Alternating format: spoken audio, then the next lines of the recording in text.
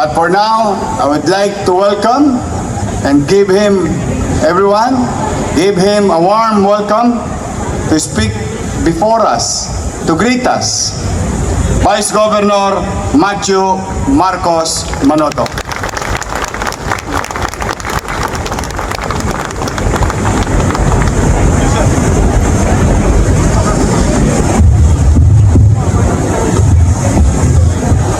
Maraming salamat po. Magandang umaga po sa ating mga Ilocano. Diyos tiyag nina na yung magabigat. Sa ating mga Bisaya, daghang salamat. Tama ba? Yes! Jamie? Unang-una po, I'd like to thank, of course, ang haba po ng pangalan, but let's just say Yorme Isko. And of course, Vice Mayor Chi Atienza, Senator Joey Lina, my friend, the talented singer Crystal Bagatsing, my PGIN family, all of my kakailian from Ilocos Norte, sa lahat ng ating kasama sa City Hall. Once again, a very good morning to all of you and thank you for joining us this morning. Though I know you're not here for me, you're here for Yorme. And of course, my only and better half, Jamie Harrell, thank you for accompanying me. Sa mga marunong magbisaya, siya po ay isang Bisaya. Hindi siya mukhang Bisaya, but i-testing nyo, kaya yan.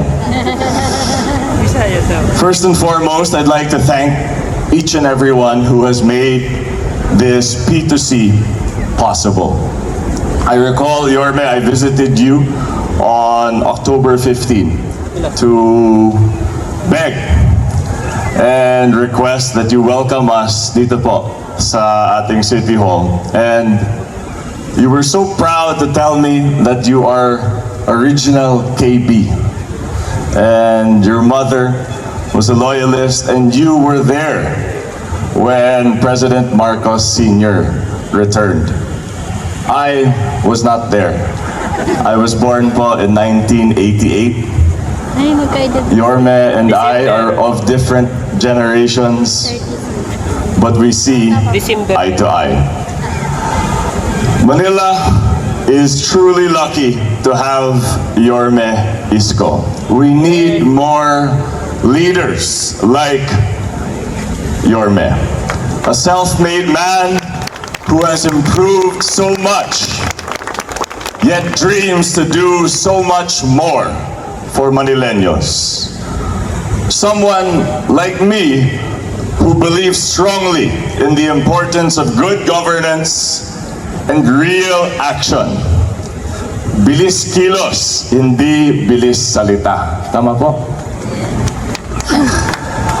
In 2025, Isko ran on the campaign slogan, "Let's make Manila great again." Does that sound familiar?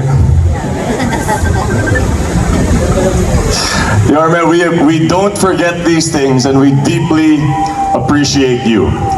Kahapon lang po, kasama ko si PBBM. Sabi ko po sa kanya, i-meet ko po si Yorme Isko bukas. Sabi niya, alam mo, magaling siya, epektibo. Pag may ini-implement sa Metro Manila, palagi daw nauuna ang City of Manila. Thank you sa inyo, pati sa mga viewers nyo and followers nyo.